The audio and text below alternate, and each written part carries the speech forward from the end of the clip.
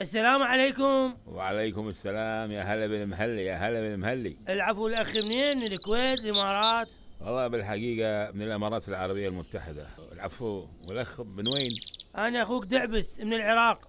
والله والنعم والثلاث نعم، والله أنت معقال الراس يا العراقيين.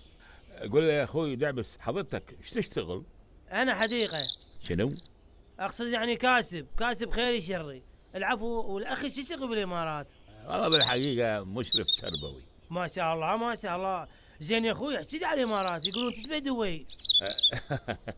احنا يا طويل العمر الكهرباء ما ترمش عندنا ولا لحظة.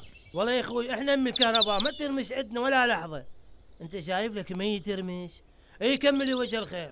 وحنا يا طويل العمر بنينا أكبر برج بالعالم، برج خليفة. والله يا أخوي إحنا من عندنا هواية أبراج. برج أحمد المطيرشي، وبرج قاسم طرزينة، وبرج سرمج يويو، بس مو كل كبير، يعني بي 6 حلات. اي كمل يا وجه الخير.